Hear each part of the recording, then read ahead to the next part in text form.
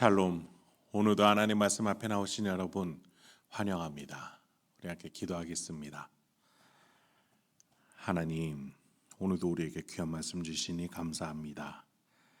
이 말씀으로 오늘도 하나님이 주시는 풍요와 명예로움과 소망이 가득하길 이 시간 간청드립니다. 주여, 우리에게 은혜를 베풀어 주시옵소서. 특히 이 말씀을 통해서 우리의 심령이 그 풍요함을 누리기 소망합니다. 이 시간에 깨달아지는 은혜, 그래서 복음을 우리가 어떻게 누리고 있는지 깨달아지는 놀라운 은혜를 이 시간에 허락하여 주옵소서. 예수님의 이름으로 기도했습니다. 아멘. 오늘 함께 살펴볼 말씀 에베소서 6장 1절에서 4절까지 함께 살펴보도록 하겠습니다. 이제 에베소서 마지막 6장입니다. 5장과 연결해서 가정의 이야기가 이어지고 있습니다. 우리가 지난 시간까지 부부 관계를 통해서 하나님이 주시는 빛을 어떻게 신자가 발해야 하는지, 빛을 비춰야 되는지에 대해서 살펴봤다면 6장에서는 이제 그 가정 안에서 다음의 관계, 부모와 자식 간의 관계에 대해서 조언을 합니다. 1절부터 2절입니다. 자녀들아, 주 안에서 너희 부모에게 순종하라. 이것이 옳으니라. 내 아버지와 어머니를 공경하라. 이것은 약속이 있는 첫 계명이니. 부모에게 순종할 것을 말하죠. 5장에서 남편들에게 아내가 복종해야 한다라는 그 명령에서 복종과 같은 단어입니다. 문맥 상황에서 복종과 순종 이렇게 한글 번역이 다르게 번역했지만 사실 원어에서는 같은 단어예요. 자, 그런데 이 관계도 똑같이 구속사라는 맥락 안에서 봐야 합니다. 1절을 보니까 순종하는데 어디에서요? 주 안에서 부모에게 순종하라. 그냥 부모님에게 순종하는 것이 아니라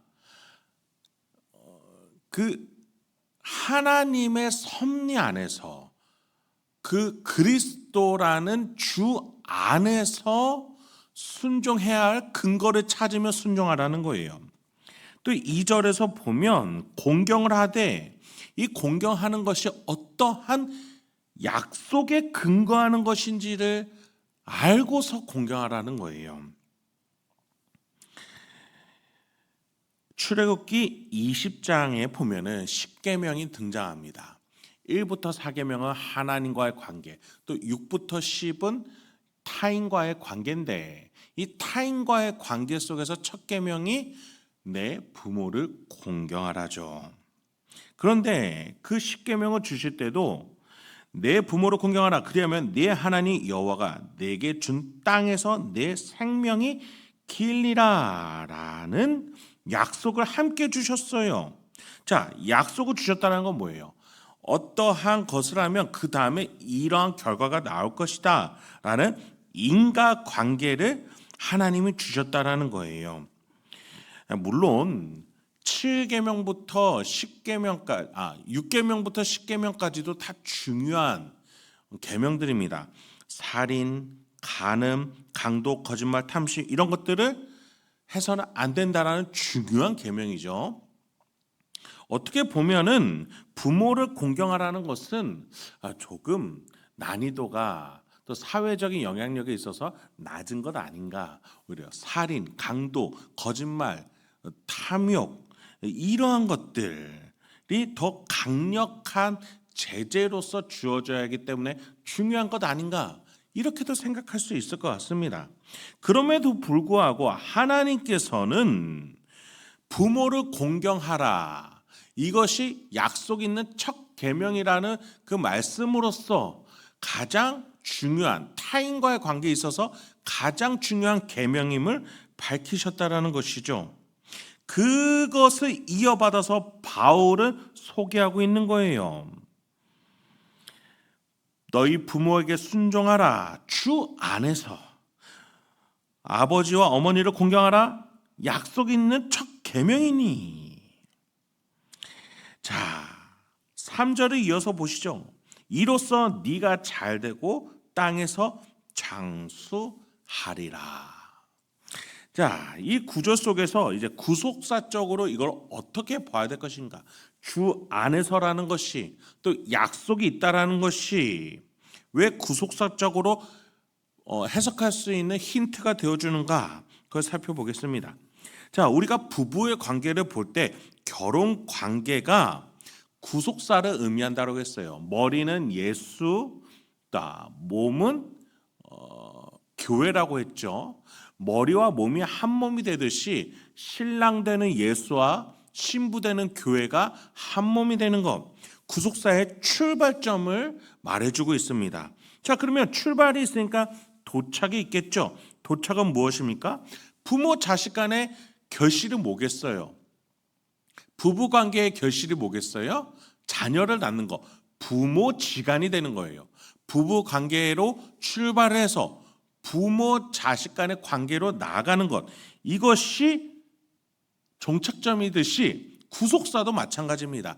하나님이 예수와 교회를 한 몸 되게 하신 이유는 이 예수와 교회의 관계 안에서 구원받는 영혼, 새 생명, 그것을 낳기 위해서 하나님이 일하신 것 아니겠습니까? 이것이 구속사입니다. 그런 점에 있어서 그 구속사를 통해서 이 자녀와의 관계를 해석할 수 있어야 되는 거예요. 부부가 한 자녀를 낳듯이 예수와 교회가 한 몸이 되어 새 생명을 한 구원받는 성도를, 하나님의 자녀를 세우는 것, 그것이 구속사의 가장 궁극 지점이라는 것이죠. 자, 그렇게 될 때에 영혼이 머리 대신 예수와 몸된 교회 안에서 새 생명이 태어날 때에 어떠한 상태를 이루게 됩니까? 3절이에요. 내가 잘되고 땅에서 장수하리라. 자, 오래 사는 것, 잘 되는 것, 이거를 구속사적으로 조금 더 살펴봐야 돼요. 여러분, 한 영혼이 태어나 있고요, 그 영혼이 예수를 향한 신앙 고백과 교회의 돌봄 안에서 화평하게 살아가는 법을 배우게 됩니다.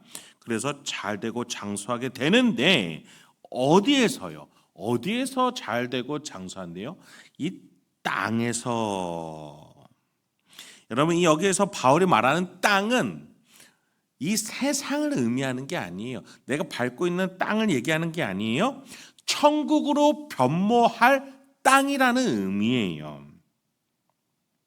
여러분, 천국은요, 저 하늘 위에 구름 안에 있는 게 아니에요.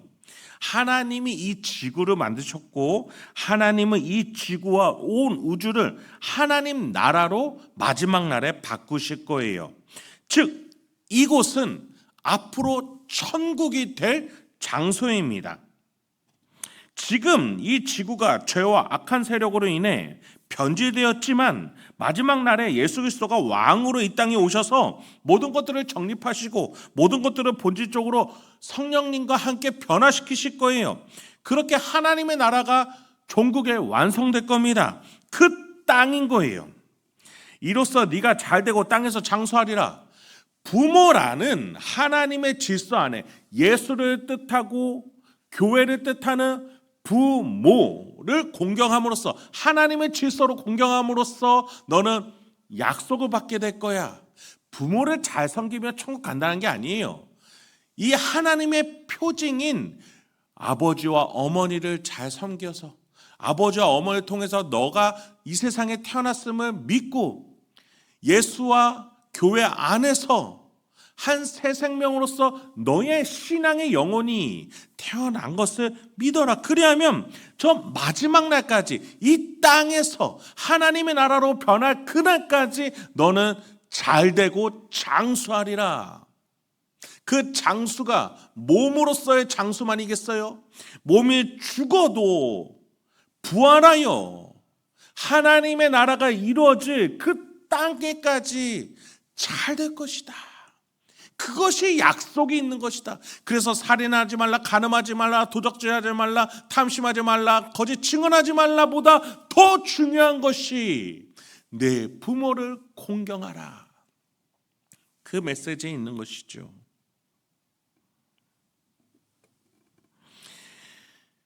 때문에 부모는 자녀들에게 또한 이렇게 대해야 한다고, 이 구속상 맥락적 속에서 본다면 부모는 자녀에게 이렇게 대해야 된다라고 4절에서 말합니다. 또 아비들아, 너희 자녀를 노엽게 하지 말고 오직 주의 교훈과 훈계로 양육하라. 여러분, 세상에서도요, 윤리적으로 아동을 학대하지 않고 존중하고 인격적으로 대해야 된다라고 말합니다.